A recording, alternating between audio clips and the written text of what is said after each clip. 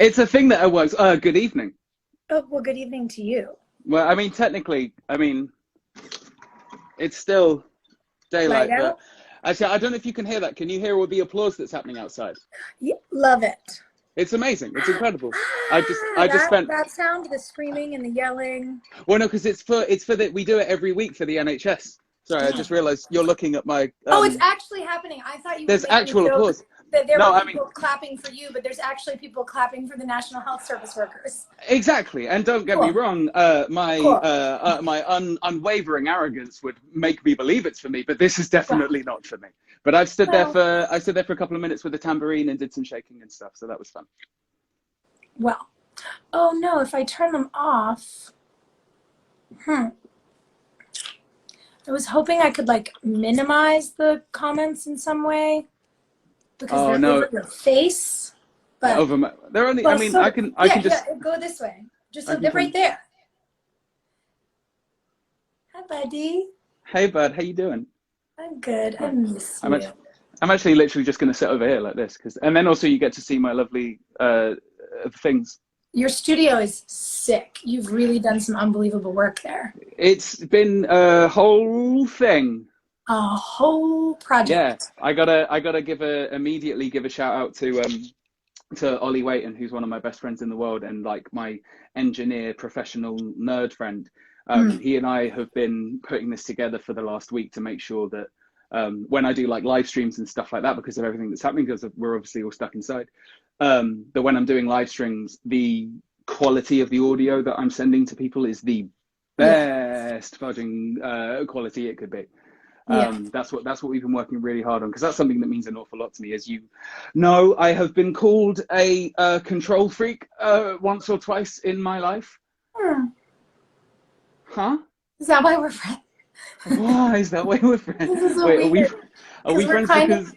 because we're really bad for each other in the sense that we support each other's overbearing controllingness? I actually think you are very good at talking me off a ledge, and I'm very good at talking you off a ledge. This is but very we fair. also Actually. understand how we wound up on the ledge in the first place because our ledges are the same. Our ledges are in very similar places. When I get to my ledge, I often look over the ledge and I see you on another ledge. Like, And hey, we wave buddy. and we go, "Hey, bud, why are you on the ledge today?" And you're like, "Oh, the same reasons." And I'm like, "Hey, me too. Let's get off the ledge." And then we're like, "Yeah, okay." And then we drink mezcal and everything's fine. Honestly, the fact that you have an old fashioned is I do. devastating to me because I want one. I have a coffee, and because I'm interviewing you, okay, so this is a really silly thing, but was it? One of my very favorite late night shows ever was The Late Late Show, back when it was with Craig Ferguson. With Craig Ferguson. Craig Ferguson is my hero. So I brought favorite thing in the world. Craig Ferguson mug. I actually, this is a really good point. Me and you we've never had the Craig Ferguson is the greatest person in the world conversation. I've never been fortunate enough to meet him, but I went through, when I was in a pretty bad place last year, I went through a period of just watching Craig Ferguson and Jeff the Robot videos on YouTube for months. It's just the only thing that could send me to sleep. It's the only thing that made me feel like happy and fulfilled. It's a very strange thing to find solace in, but I love that man. I really love that show. God, he's I love so that you cool. got that. That's wicked. Yeah. I went on a couple of times and we just love each other. He's one of my favorite people to talk to. It's so fun.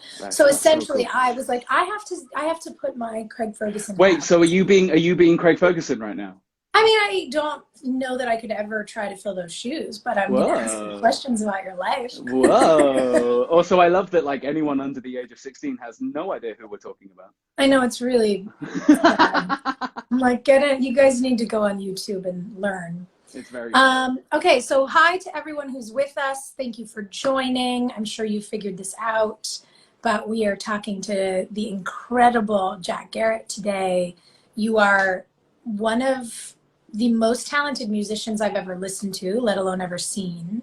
This is going to be a very hard conversation for me if you're going to say more things like that. I might have to leave. But you're going to just have to deal. One thing I am going to ask folks at home to do, and I say this with so much love, I'm going to save this, but like this is a conversation for me to have with Jack. Maybe we just don't have to talk about like TV shows I used to be on in the comments section. That would be super great. Because you're covering the space. And can I talk about them? Sure, you can talk about whatever you want, but it's like, just leave us be. I say it with so much love. Yeah. But I want to talk to my friend, and I can't turn the comments off because I have his Instagram handle and the new record pinned for you so that you don't miss anything. Yeah. So we'll see how long I can stand it, and we'll see hi, Jackery. Hey, bud. Hi. I'm so excited about this album. Also, I just like die for the way that you're doing it and releasing it, and I think it's so smart. You've been doing these releases in these increments of 4 with this beautiful visual album that you made. And I reposted it, and you posted it yesterday, but there's a photo of us in our stories in your studio in London back in November, and you were playing some of these songs for me and Sarah and Babs. And the photo is just me going, I was so like in my own feels listening. And what isn't on film, luckily for me, is when I, for no reason at all, burst into tears while when I played Mara, right? I started crying, and you looked at me after you were done, and you were like, "Are you crying?" And I was like, "Well, these songs, they sound the way feelings feel." That was the only thing I knew how to say to you. I'm like, by the way, they sound the way feelings feel is immediately going to be put on a t-shirt and sold. So okay, thank you for that. No, I remember playing that and genuinely being really taken aback by your reaction, because up until that point, these songs had just existed in my head. The only people who had heard them were like my management and my label and Sarah, my wife, and people who were ultimately contractually obliged to say that they like me. But that reaction that you had when you did Mara was legitimately like overwhelming, because it was the first time that I was able to see a genuine emotional connection that somebody was having about a song that I'd written. And these songs, like I write them and they live in my head forever, and I obsess about them, and I scrutinize them, and I hate them and I love them, and I go forever in this weird cyclical pattern of, what's the Bart Simpson's meme, the I am so smart right next to him just like tucked away in bed feeling horrible about himself. Like I constantly live in those two worlds.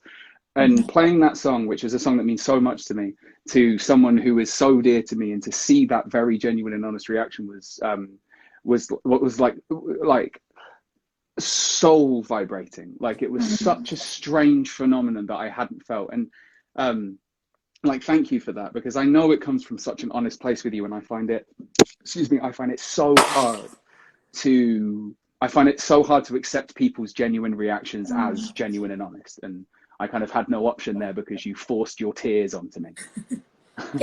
Listen, as our friend Sam says, my eyes sprung a leak. It was not a choice. I was like, what's happening to me? This is very embarrassing, but also the best. I feel like maybe we should go backwards and tell the people how we know each other. I was going to say, because that's a fun story. That's a fun story. Can I tell my version, which is very short, and then can you tell your version, which is probably not? Yeah. So my version of the story, how me and Sophia met, was at the Troubadour in LA a few years ago. I did a couple of shows back to back, and Soph came to one of them. And then the next day she asked me to move in with her. That's literally the story. There's no other thing you need to know. Sure. No, we had nothing between those two. There's nothing between those two moments. We met, you asked me to move in with you. The rest has been 4 years of lovely history. No, you are that charming. I wish. No, I did the show at the Troubadour. You invited me to breakfast the next day. I had nothing going on, so I went with you, and it was obviously a very strange and surreal, crazy experience for me. And then I managed to explain to you that my wife and I were trying to move to Chicago at that time. And that's when you literally just said, "Oh my God, I live in Chicago. I have a spare bedroom. Do you have a place yet?" And I was like, "No, of course. We literally just had the idea yesterday." She was like, "Okay, you're moving in with me, and that's it." And I went, "Wait, hang on, I don't know who you are." She was like, No, you're moving in with me. I was like, "No, stranger danger. This is very weird." She was like, No, you're moving in with me. But here's the thing, and I'm gonna give it a little color. So because of two of our other really good friends, Aaron and Lauren Paul, it was really those two who said, we've been getting to know Jack Garrett, and like, he's so brilliant, but also such a good person. And when my best friends tell me that someone is like the kind of person who gets into the inner circle of the friend group, I automatically am like, well, that person's been pre-screened. It's like, you got approved for global entry. Like, you did the thing, you did the background check, you're a great person. I was like, okay, awesome. And everyone had been going to shows and things for you, but I'd missed a bunch because I was in Chicago. Yeah, and then I finally was home. You were back in LA. I was on hiatus. I came to the show, and we were talking that night at the Troubadour with a bunch of our friends, and I was like, we got to catch up. Everybody's been doing the things. You've all been doing the parties. I'm always the person who misses everything because I'm away. So we were like, oh, great, we'll have breakfast. And then you're talking to me, and we're just sort of talking about life. And we had this rad meal, and it was like we'd known each other forever. And obviously we didn't, but it felt that way. And then you say to me, Sarah and I are moving to Chicago. And I was like, no way. I live in Chicago. Where are you guys moving? So and dumb. You said to me, when you talk about it, it's so dumb. It makes not as in your choice to ask me to move in with you, just the like comedy of things that led us to a position where we were living together. It's so weird. It's so weird. And you say this thing to me that is a person who's now been living there for 2 years, who also understands the complexity of the city. You say to me, oh, we don't have a place. We're going to sign a lease online.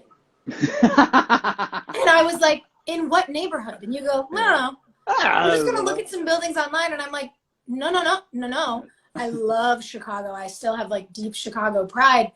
But also, it's a very tricky city. Like, one end of a street can be in a neighborhood where you want to live, and one end of a street, like, there's a shooting every other day.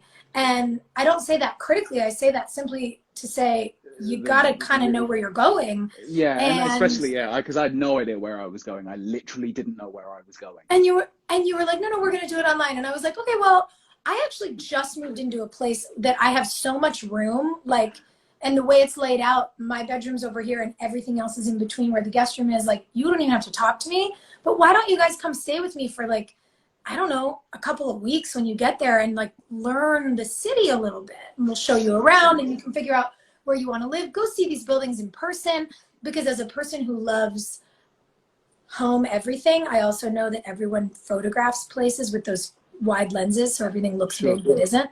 I was like, you're going to get stuck in some apartment that you hate. And you said, and you very Britishly, you say, oh, we couldn't possibly. Well, we couldn't possibly. No, absolutely not. Okay, I was like, but really, I mean it. Like, you're in but the crew. As I've come to learn with you, though, when you say something like that, you're not asking me a question. You're telling me about a decision that you've made.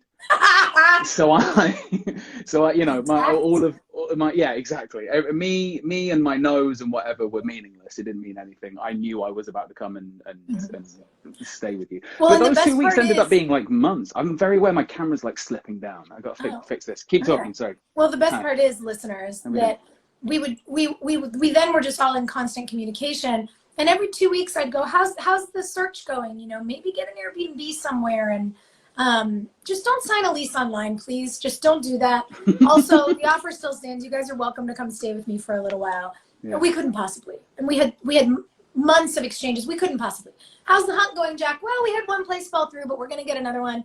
You can always use my guest room. Well, we couldn't possibly. And I think it was like a week before you guys were coming. You called. No, it literally was. I'd forgotten it was that close. It was a week. No, that's so stupid. And you were like, so everywhere we've been meant to stay isn't working. I can't believe I treated you as a last resort. That makes no sense. You were like, did you really mean it? Could we stay?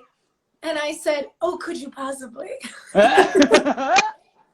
And then the best part is you were on tour. So sweet Sarah, who I'd never met in person, showed up with all her stuff and all your stuff and was like, hello. I don't know you, but I kind of do, because obviously, but also I don't know you. Yeah. I'm going to live in your house for possibly a few months. Literally best friends ever since. It's so silly. I got to find a weight, because this is moving in weird places. Give me 2 seconds. I got to find something to weigh it down. Okay. Hold up. Here Can you put like a book under it or No, it's really, this is a thing that's happening. Well, that's okay. This is a good time. At least you're discovering it while we're chatting and not while you're playing music to everyone, which is going to happen. Which is literally going to happen after this. So I'm going to find a way to just stand this up here, and that's how we're going to do it. Okay. Okay.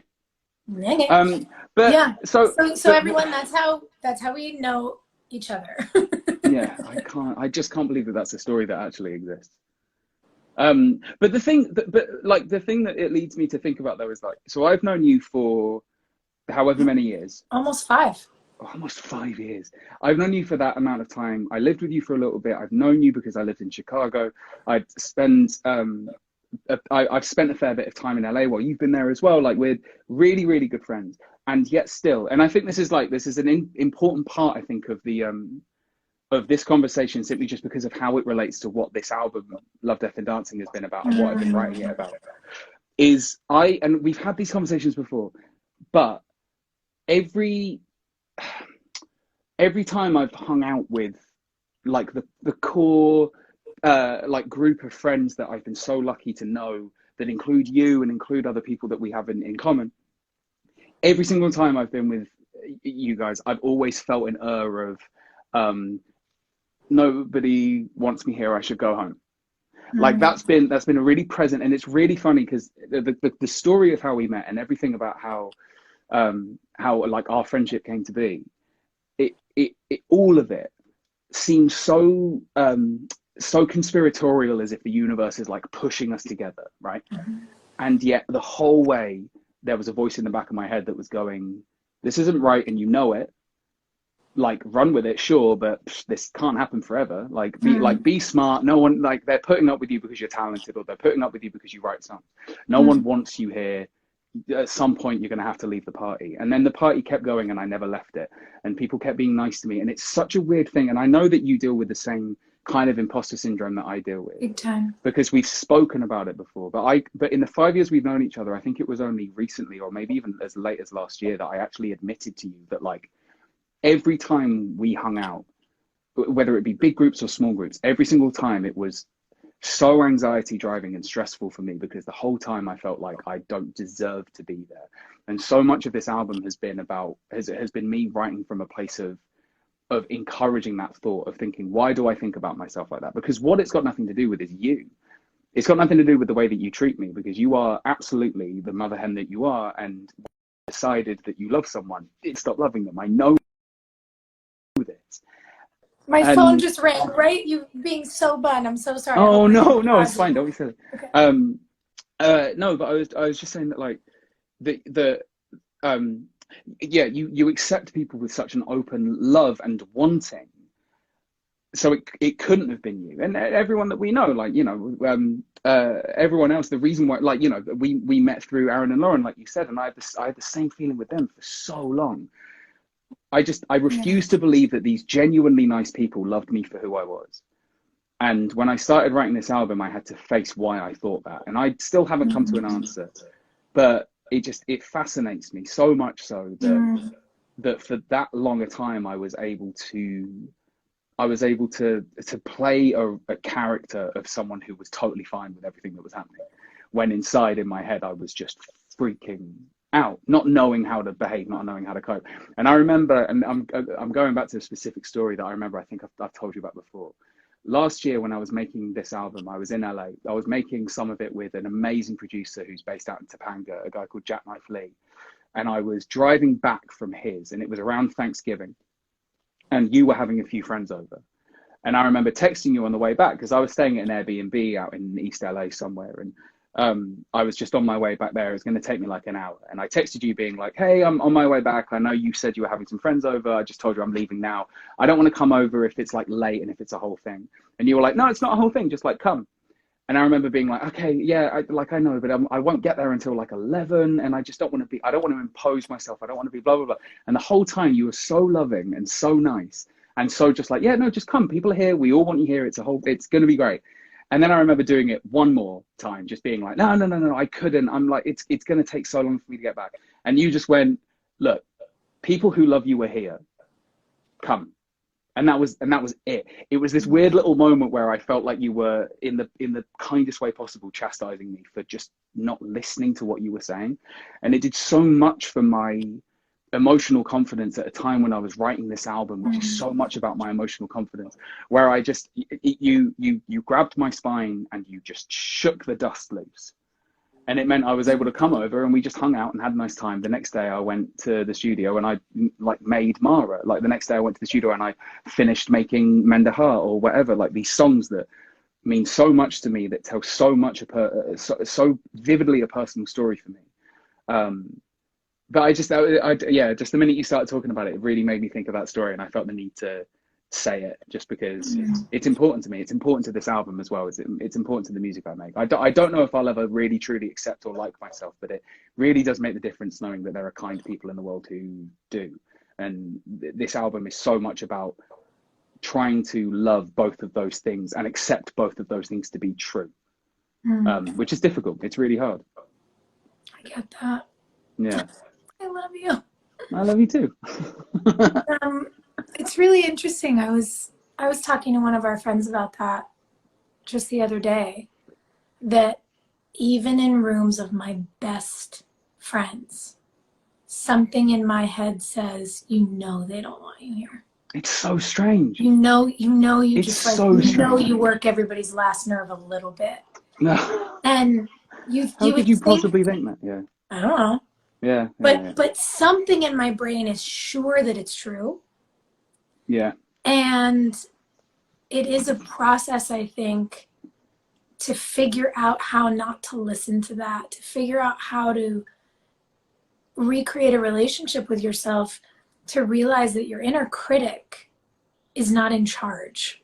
Yeah. And your inner critic isn't the voice that knows versus the other voices. It's like, why wouldn't I just trust the voice that's like, yeah, I'm so happy to see everybody. Yeah.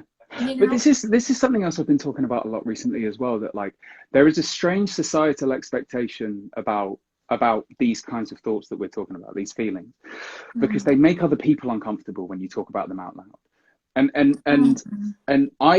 I've been saying this a lot in just like interviews I've been doing, because I've been doing a few of them recently, and I go back a lot to this point, which is that there's no societal expectation for me to challenge or question my. Whoop.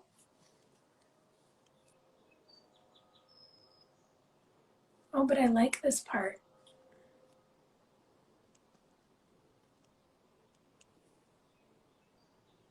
I love challenging a societal expectation. Jack, come back.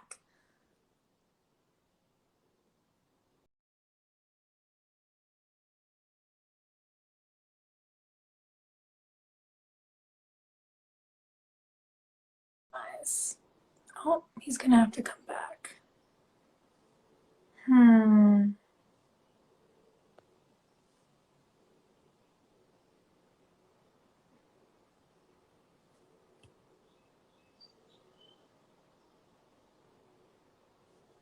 Okay, hold on. Let me see. I think I have to turn comments back on. Okay. Okay, wait. View, go live with. Oh, look at all our key friends. Oh, Tess is here. Guys, so many of our friends are here, and this is very fun. Let's see. Okay. Try again now.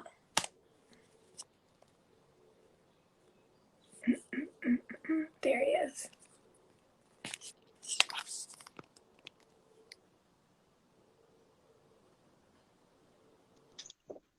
We did it! I dropped the phone. I mean, here's the thing. I had it set up and it was so nice. Yeah, but I dropped it. This is real life. I know it is, and I'm trying so hard. Everything we ever put out is like edited and it's been fixed and it's whatever, and now it's like, this is it. This is just where we live. I know. And I was halfway through. Douglas. I was halfway through saying something. Oh wait, there's the things back. Oh, Aaron's on. Aaron, Jack Danson. Oh my God. I'll never get over it. This is all very nice. Thanks everyone for sticking around. I'm really sorry that I just disappeared and ruined the conversation because I was halfway through. You didn't. I'm so hot. I'm so sweaty now. Oh my God, I'm sweating. I'm sweating so much. But I loved what you were saying, and I was saying. What I was saying was, like, what I was saying challenging was a societal expectation is so important. And what I find, and I wonder if you're finding this as you're having conversations about this album, which is so much about mental health, so much about relationship to self, so much about excavating the spaces where that voice lives and figuring out what else there is in there. Yeah. And I have actually found that the more vulnerable we get with each other, yeah, we think people are going to go, "Ooh, this is sticky," yeah, or "These feelings are weird." yeah.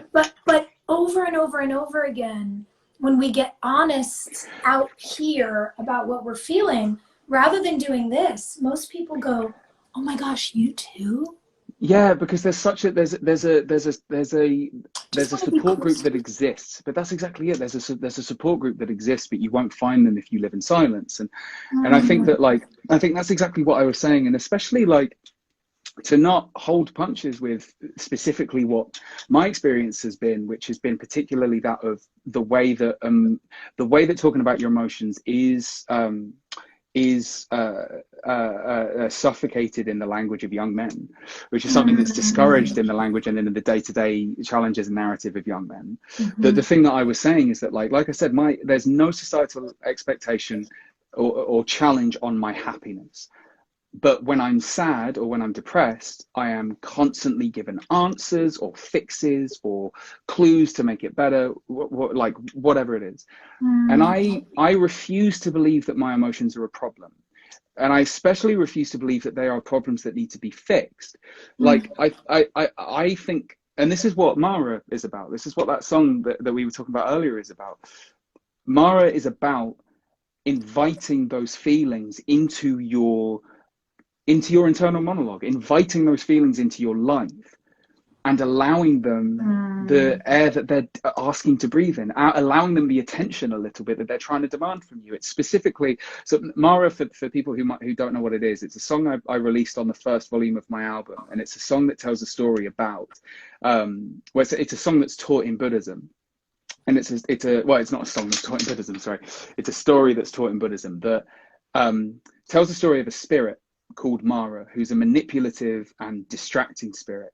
She's a malicious spirit. She decides to go and distract the Buddha while he's meditating underneath his tree. And so she disguises herself and makes herself invisible.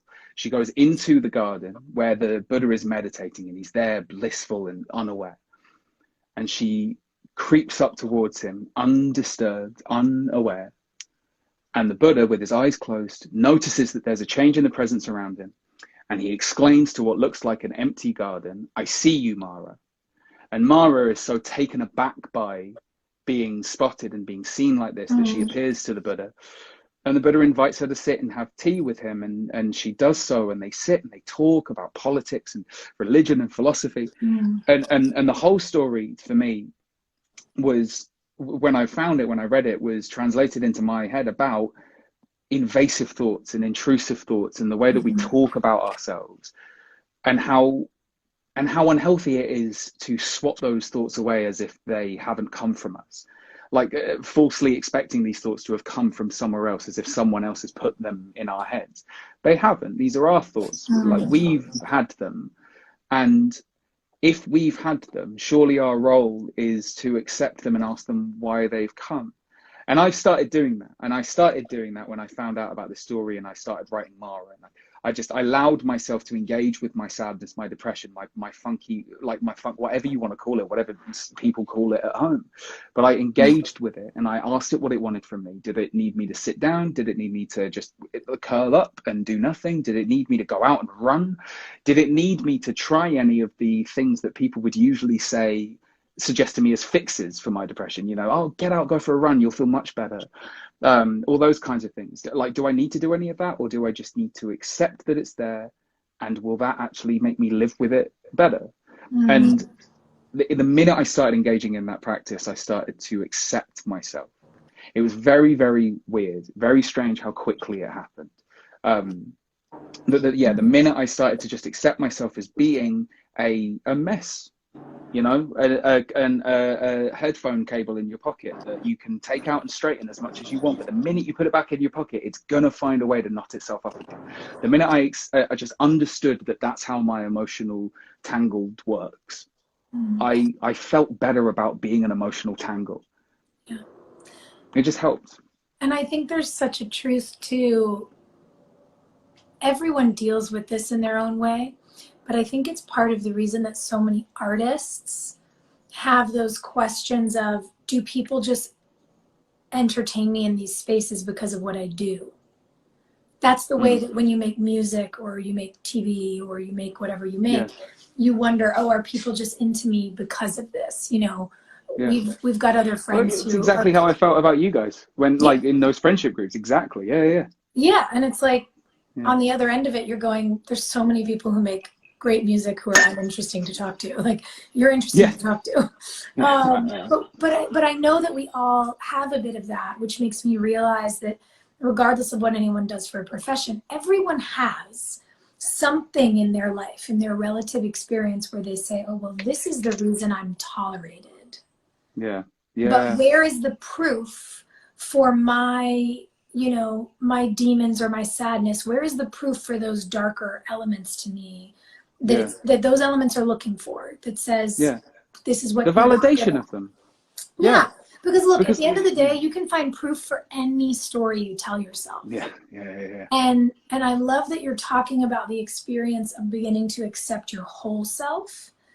Because even for me, beginning to learn how to do that, rather than turning my back on anything that wasn't good, because as much as men have been sort of shuttered from having an emotional life in society, so many women get raised to be good girls. So anything that wasn't good, wasn't polite, wasn't poised, wasn't professional, any anger, any sadness, anything like that, I turned my back on for a long time because it wasn't good. And I had to actually pick up my anger, and I had to pick up my sadness, and I had to pick up my grief and hold on to those things as being elemental to who I am. Just like my intellect or my curiosity or my kindness, the things that were good. And it's interesting because I've observed it as I've tried to apply tenderness to injustice that I look at. One of the things I think about with these sort of traditionally gendered roles is, well, if we only tell boys that, or if we tell boys that the only option they have for expression is anger. Don't be sad, don't be vulnerable, don't cry, don't, et cetera, et cetera.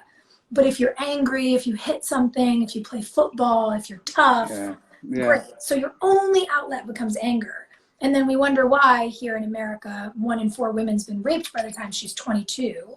And it's like, well, if we've created a culture where the only expression of anything is anger, we wonder where all this anger and violence is coming from.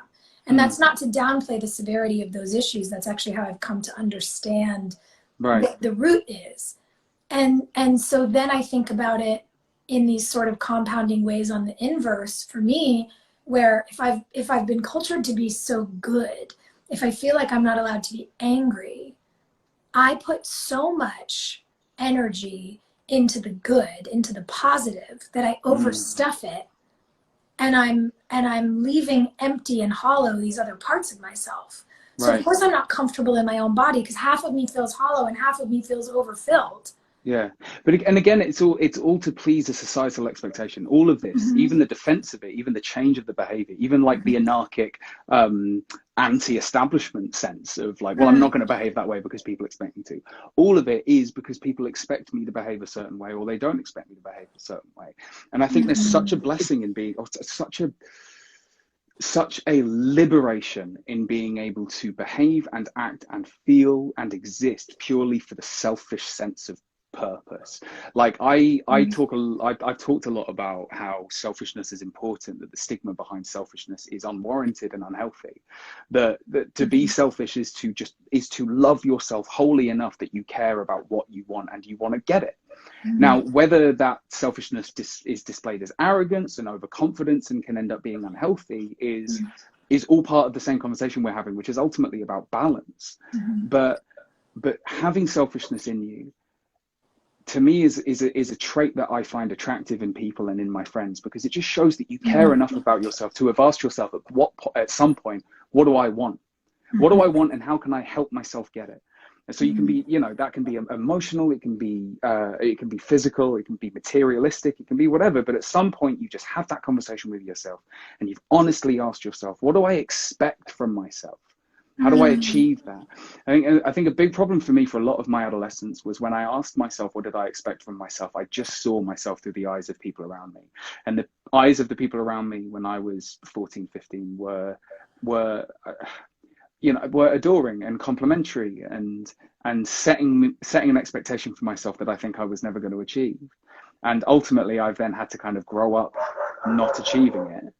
That's my dog. That's Indy. Indiana's downstairs. She's barking because there's someone at the door. She's barking because she misses me, be honest. She's barking because she misses you, but also she's never met you, so I don't know how she could miss you. Because we FaceTime sometimes, Jack. Because you do FaceTime sometimes. She knows my voice. She does know your voice. She knows your voice, and she can know your face the size of a phone screen. Yeah. Yes. Fine. Yeah. I wish I could bring her up. Annoyingly, I can't. No, it's okay.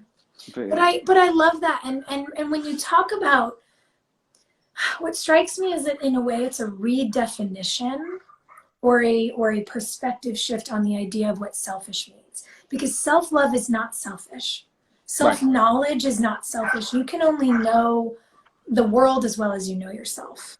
Right. And when we don't know ourselves, when we don't get selfish with ourselves, we ignore very often our pain or where we feel disjointed.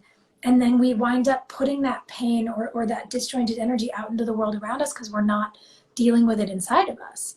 Right. And so to me, it feels like we need to separate out on the spectrum of like being a doormat, which none of us wants to be, and being a narcissist, which none of us wants to be. Exactly. It's like selfishness, I actually think of as a balanced ground zero, where you have priorities for self, which then allow you to have priorities for the world.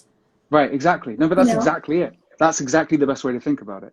Because again, it's like I said, it's as long as you're not encouraging those behaviors to be like purely self-serving. No, because that's narcissism. That's exactly. The stigma that exists around selfishness and its loose connection to narcissism. No, that's a really, really, really beautifully eloquent way of putting it. So can I ask you a question? Because, these are big. Please. It's my job today. See, look at me. I'm being a late night talk show host. So, and I'm being a really good guest. You're being a great guest. I can't believe I don't have a cocktail. I'm furious. It's but it's also not even 1 o'clock. I mean, you're not wrong, but it's not even 1 o'clock here, so maybe it's fine.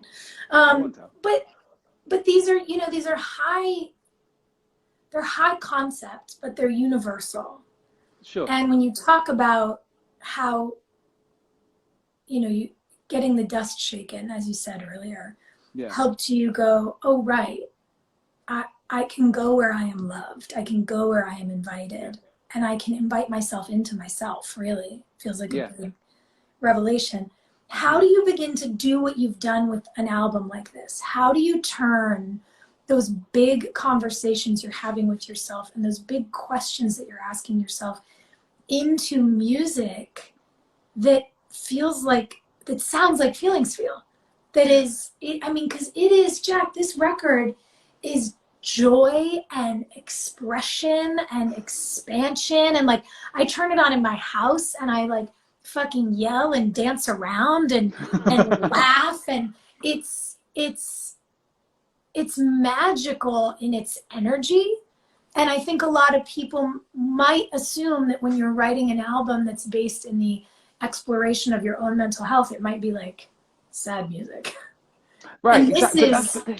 But that's so much of what I'm trying to achieve. What I'm trying to achieve here. I sent it to another friend of mine a long time ago when it was still in its demo phase, and the word that she said is it sounded like a reclamation, and the minute she said that, it made the album make much more sense to me, because that's exactly what it is. There's nothing that says that songs about this kind of stuff need to be sad. They also don't need to be falsely positive. Like Better, for example, it's a song I put out 2 days ago. And it's, I've called it's a dance song for the end of the world. That's just the best way to explain it. But the song, and the song is, like, some people have been, Well, thank you very much.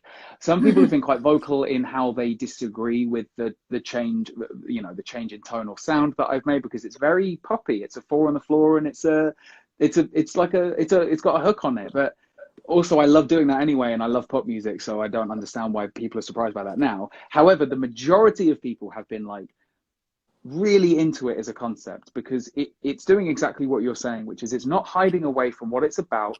It's not pretending to offer answers it doesn't have. It's existing as a celebratory song, because art ultimately is a celebration of freedom. But it's about constrictions, and it's about lack of choice, and it's about illusion of free will. I don't know. I kind of like, it's difficult to dissect. It's difficult to dissect the intention of an emotional journey of a song, because it's impossible to predict. A song like Better was always going to come out at this time. However, I had no idea how poignantly relevant it was going to be given the current situation that we're all facing. The song, the minute I start writing it, starts to exist in its own life, and it starts to ask me what it needs. My responsibility as an artist is to keep listening to the songs that I'm writing, and to try and offer it the sustenance that it's asking me for. And something like Better was always demanding of me a big, like, wide sound, a big, like, fucking, like, just like lovely chords and lots of detail, and a hammering four on the floor the whole way through. It was demanding I have fun while I make it. And then when I got to the lyrics, they demanded something completely different from me. And that's my job, is to be able to accept every song as being like a Schrodinger's box of emotions, and not knowing which one I'm pulling out this time. But I don't know. So your question is difficult to answer, simply because I'm not necessarily in control of the emotional narrative of a song. All I can do is write from what I need from it, and from what it needs from me. You know, every song on this album, I've really tried to tune in with that way of songwriting, to not question too much what I'm doing. A lot of this has been first thought, best thought. So the melody that I'll think of for a song is the melody that will stay with it through to when people hear it. It's the first idea that I had. It has to be the best one.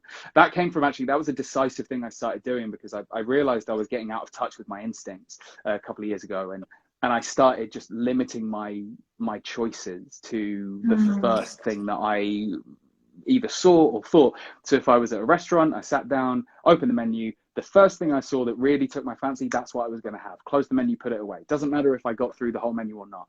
Same thing with, like, when I was thinking about what I was going to wear that day. I would wake up, the first outfit that appeared in my head, that's what I would wear that day. I wouldn't waste any more thought on it. The point of that being, I'm trying to store up that decisive energy for later in the day when I needed it in here. This is where I need to be using my thoughts properly. This is where I need to be actually creating and having ideas, not wasting that energy on, oh, well, you know, what trousers am I going to wear? Just fucking put some trousers on and go and write a song, you idiot. That's the driving force behind a lot of this album. Is that why you're wearing so many jumpsuits lately? It's literally why I'm wearing so many jumpsuits. That's literally the reason why. If I wear a jumpsuit, it limits me to just choosing one outfit. This is one outfit. Yeah. Fucking brilliant. It's great. Anyway.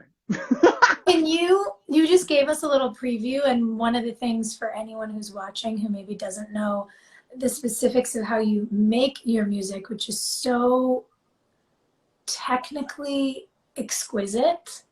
Like, you are a savant. It's not normal. And shake your head. He's like, I'm not. But you are. You're a prodigy. I've never seen anybody do anything like what you do, because a lot of people who listen to your music assume you have like this enormous band, because the music is enormous. What's happening with the drums and the guitar, and sometimes organs and sounds that you're just like, what's going on? It's just you. Yeah. You do everything by yourself. And what's crazy is I've been to shows where I've watched you like play the guitar, and then you swing it on your back and then you reach over and you're playing the piano over here with one hand and hitting drums over here with the other. And I'm like, yeah, it's this guy. I'd play one hand on here and then I'd play another hand doing all this stuff. And, because that's mental, and most people can't do that. So will you give our viewers today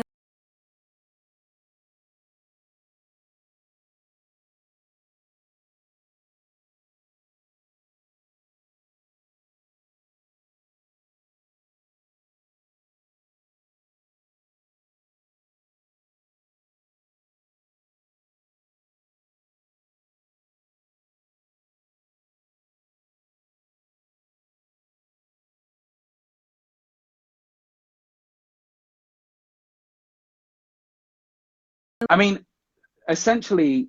Yeah, let me tell people what's happening just to reiterate. So what Jack and I realized is that, you know, you can save a live for 24 hours, but you can't save two. So we're putting our conversation, we're going to save it to my live story, whatever, for 24 hours. And then when we're done talking, follow Jack over to his page, because he's going to play a concert for you guys that will then also be saved on his stories for 24 hours. So you can send those to your friends who, like, you know, might be working or something right now, but they can watch us like do our little and then they can watch you do the all of that kind of stuff. But this is all, so literally everything here is stuff that I'll use that will make noises. When you first saw me, I was doing this show, which was, I'd have a keyboard to the left of me, I'd have some drum pads in front of me, I'd have a guitar around my neck, and I'd play all three of them at the same time, I guess. Not at the same time, I played them, some of them at the same time, most of them just one after the other.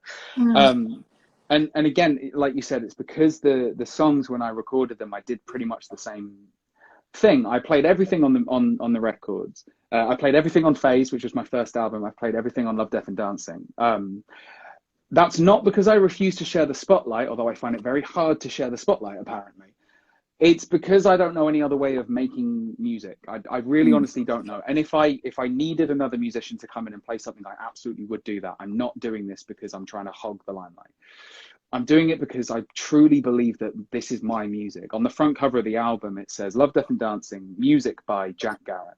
It's not, you know, song and lyrics. It's not produced by or whatever. It's music that I've made. Music is an overarching umbrella term. This is music by me. My live show is very, very similar.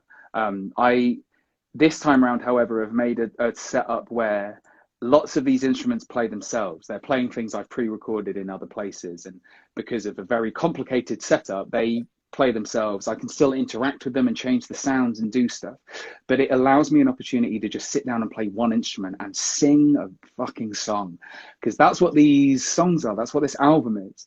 The first album, for those of you who know it, it's very much of its time.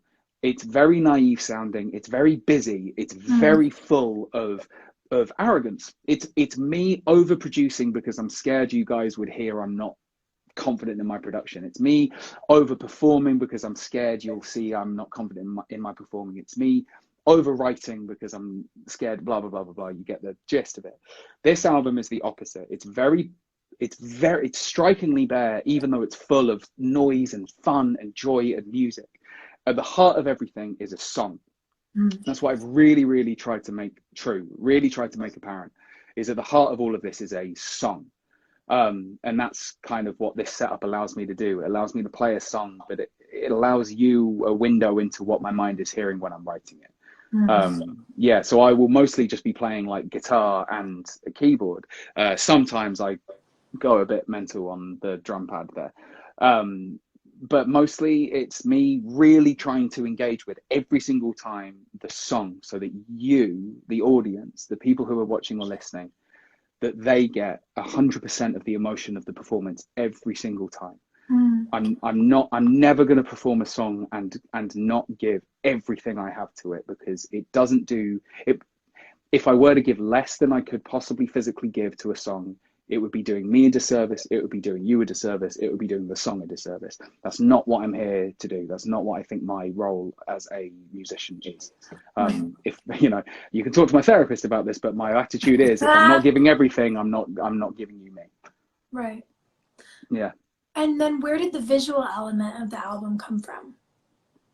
Oh, right. So I mean, you can kind of see it on the screen behind me. There's those like splatters of color and the vibrance of it all. So much of this album I wanted to interconnect. I wanted to make sure that the core premise of the record, which was like we've been talking about, this emotional journey that I've been on, that I'm still on, that I will be on forever. I wanted it to be represented by every single element of the album. So it's represented in the music, it's represented in the lyric, it's represented in the melody, it's represented in the songs. It also has to be represented in the imagery. It has to be represented in the artwork. It has to be represented in the message of the album. It has to be represented in the photography. Every detail of this album has to represent the same internal struggle that the album talks about. And so I got in touch with an amazing artist from Belfast, a friend of mine, a guy called Jack Coulter, who's an abstract expressionist. He's a few years younger than me, and he's an absolute, he's a wunderkind. I do not understand where he gets his ideas from. I sent him a demo of the album about a year and a half ago. He sent back 50 different individual pieces. We chose 5 and have been using those to help talk about the album, to visually talk about it. We then managed to get in contact with a photographer based in Dallas, a guy called Jake Wagner, an incredibly talented photographer. We sent him all of Jack's artwork. We sent him the album. Again, same thing. He was on board. We did a photo shoot with him where we incorporated all of Jack's artwork and me as a silhouette. And that's what all of the artworks have been. That's what all the volume covers have been. This weird little vision that I had a while ago that other people have that without other people would never have come to life. But again, it all just reports back to the same core value, which is what this album needs to be about, which is not something I want to kind of specifically disclose, because it's something that other people, it's something like you said, I want people to feel it. I want people to feel what this album is about. It's not my job to say it explicitly. It's my job to just present the evidence, and then you make your decision from there. And I think that really good art, you know, be it a performance that you watch on screen or an album that you listen to, the artist is having such a specific experience, but they're communicating about, because look, we each live individual lives. We have individual narratives, but we have collective experiences. Grief, and love, and loss, and curiosity. And so I think really good performance, you're having your specific experience, but you're communicating it in a way that makes it so relative to mine that I feel like it's for me. I feel like you wrote it for me. I feel like the song is for me. And so it's interesting, because when you make art, you have to get comfortable with it being the most personal thing to you. And also, the minute you put it out in the world, it becomes personal in a different way to every single person who views it or hears it. Yeah, and that's the bit about this I don't get. That's the bit about my relationship with art that I don't understand. And I don't think, like, I don't want to take ownership over anything that my fans experience, even if they experience something that's because of my music. It's just not about me. It's so far from being about me at that point. Yeah, because then it belongs to them. Exactly, which I also like agree and disagree with that every now and then, in the sense that, like, the art belongs to them, but it is also mine. It's such a weird thing. It's such a strange phenomenon. Because there's so many things that they're intertwined and sort of competing, and they're all true at the same time. Yeah, exactly. And it's kind of a mind fuck. Yeah. Well, which, I mean, to beautifully bring this back around in a cyclical fashion to what we were talking about at the beginning, all of those things can simultaneously be true. We expect one of them to be true more than the other, which is that, you know, the art belongs to someone. It's either the fans or it's me. Well, actually, no, it belongs to all of us, and we all have ownership over it in a very weird, vague, abstract way. But that's why I said I don't want to take ownership over the music. I take ownership over the things that are mine, like the performances I give, Those are mine. I can control them. I can make them the best that they can be. The music, I've done everything I can to it, and I have really fucking done everything I can to it. But now it's done. It's all done. Everything's done. 2 volumes are out. There's 2 more to go. It all comes out June 12th. The music's all 4. Done. All 4 will be available June 12th. Yeah, but 2 and they'll be available. They'll be available online in 4 volumes. They'll be available physically in a different playlist. So so the vinyl record will have a different track list to what the 4 volumes are, because it's for a different listening experience. Again, I've really tried to think about every detail of this. I've really tried to cater it and make sure that it's going to be enjoyed and consumed in the most appetizing way possible. I love these songs, and I hope that other people will love them as much as I have enjoyed making them. Yeah. How many songs are you going to play for everybody on your Instagram page in 3 minutes? I mean, I will play until my neighbors start to complain, which hopefully will be probably an hour's worth. I don't know. I'm going to play, I'll play Time, and I'll play Better, and I might play acoustic versions of the 2 other songs that are on volume 2. I also love playing Mara, so I'll probably play that. I also like playing some of the old songs. I don't know. I'm going to make it up. I'm going to see what people want. There's a huge burst of hearts when you said you'd play Mara. I think after the storytelling around it today, people really want to hear it. So you should, look at this. You should definitely play it for everyone they want. Give the people what they want, Jack. No, because it's mine. No, I won't. Good. Oh, buddy. This is so fun. Thank you. Thank you very much for hosting. Real quick, I'm going to turn this back on just so that people can see it in writing. There's Jack's handle. Go to Jack Garrett's page now for a live concert. You're welcome. I didn't do anything. But I'm gonna preemptively say your ears are welcome.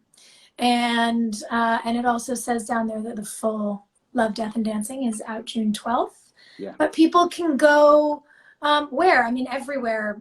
Everywhere. Spotify and SoundCloud and all the things to listen to the first 2 volumes. Yeah, and you can head to my website. There's a bunch of stuff there. You can pre-order the album if you want, all of those kinds of things. But it's available to listen to everywhere. Yeah, 6 songs are out at the moment, and there's 6 more to go. I'm so excited. Me too. Woo! I love you. I love you too. Thank you so much for having me. I'm going to go and set up and get this all ready for people, and maybe they'll come and watch me play some songs. I think if they know what's good for them, they will. Soph, I love you very much. Please stay healthy and stay safe, and I'll see you soon. I'll see you on yours. Thanks everyone for watching. Yeah. Thanks, guys.